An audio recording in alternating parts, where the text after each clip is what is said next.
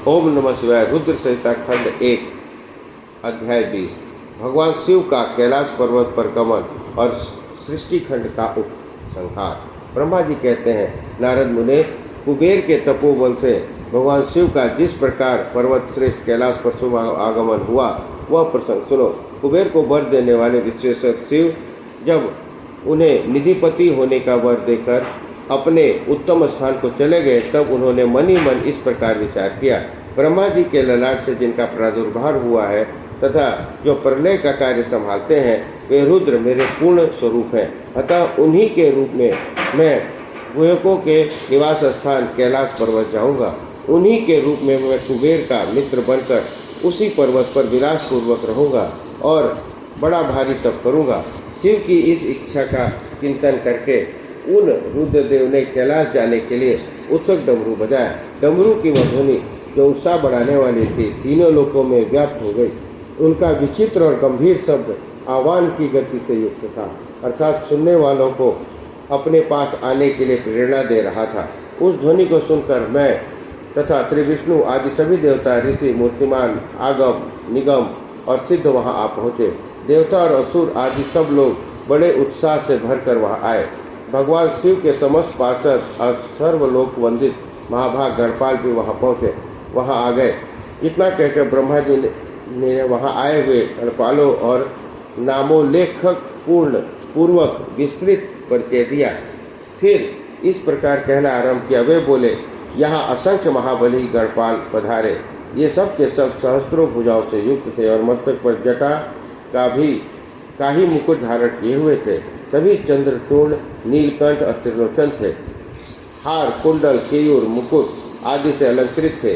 वे मेरे श्री विष्णु के और इंद्र के समान तेजस्वी जान पड़ते थे। अणिमा आदि 8 सिद्धियों से घिरे थे और करोड़ों सूर्यों के समान उद्भासित हो रहे थे। उस समय भगवान शिव ने विश्वकर्मा को इस पर्वत पर निवास स्थान बनाने की आज्ञा दी। अनेक भक्तों के साथ अपने और दूसरे के रहने के लिए यथायोग्य आवास तैयार करने का आदेश दिया। मुने, तब विश्वकर्मा ने भगवान शिव की आज्ञा के अनुसार उस पर्वत पर जाकर शीघ्र ही नाना प्रकार के गेहूं की रचना की। फिर श्री हरि की प्रार्थना से कुबेर पर अनुग्रह करके भगवान शिव सानंद कैलाश पर्वत पर गए। उत्तम आहूर्त में अपने स्थान में प्रवेश करके भक्त वत्सल परमेश्वर शिव ने सबको प्रेमदान के सनात किया। इसके बाद आनंद से भरे हुए श्री विष्णु आदि समस्त देवता, मुनियों और सिद्धों ने शिव का प्रसन्नतापूर्वक अभिषेक किया। हाथों में नाना प्रकार की भेंटें लेकर सबने क्रमशः उनका पूजन किया और बड़े उत्सव के साथ उनकी आरती उतारी। मुने, इस समय आकाश से फूलों की वर्षा हुई जो मंगल सूचक थी। सब ओर जय जयकार और नमस्कार के शब्द गूंजने लगे। महान उत्साह फैला हुआ था जो सबके सुख को बढ़ा रहा था। उस समय सिंहासन पर बैठकर श्री विष्णु आदि सभी देवताओं द्वारा की हुई यथोचित सेवा को बारंबार ग्रहण करते हुए भगवान शिव बड़ी शोभा पा रहे थे। देवता आदि सब लोगों ने सार्थक एवं प्रिय वचनों द्वारा लोक कल्याणकारी भगवान शिव का पृथक पृथक स्तमन किया। सर्वेश्वर प्रभु ने प्रसन्नचित्त से वह स्तमन सुनकर उन सबको प्रसन्नतापूर्वक मनवांछित वर और अभीष्ट वस्तुएं प्रदान करी। मुने, तदंतर श्री विष्णु के साथ मैं तथा अन्य सब देवता और मुनि मनवांछित वस्तु पाकर आनंदित हो भगवान शिव की आज्ञा से अपने अपने धाम को चले गए। कुबेर भी शिव की आज्ञा से प्रसन्नतापूर्वक अपने स्थान को चले गए। फिर वे भगवान शंभु जो सर्वथा स्वतंत्र हैं, योग परायण और योग तत्पर हो, पर्वत प्रवर कैलाश पर रहने लगे। कुछ काल बाद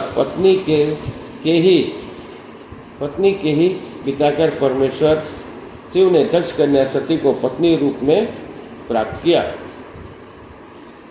वैसे फिर वे महेश्वर दक्ष विहार करने लगे और लोकाचार परायण हो सुख का अनुभव करने लगे। मुनीश्वर, इस प्रकार मैंने तुमसे यह रुद्र के अवतार का वर्णन किया है, साथ ही उनके कैलाश पर आगमन और कुबेर के साथ मैत्री का प्रसंग सुनाया है। कैलाश के अंतर्गत होने वाली उनकी ज्ञान वर्धनी लीला का भी वर्णन किया, जो इहलोक परलोक में सदा संपूर्ण मनवांछित फलों को देने वाली है। जो एकाग्रित होकर इस कथा को सुनता और पढ़ता है, वह इस लोक में भोग पाकर परम लोक में मोक्ष पर लाभ करता है।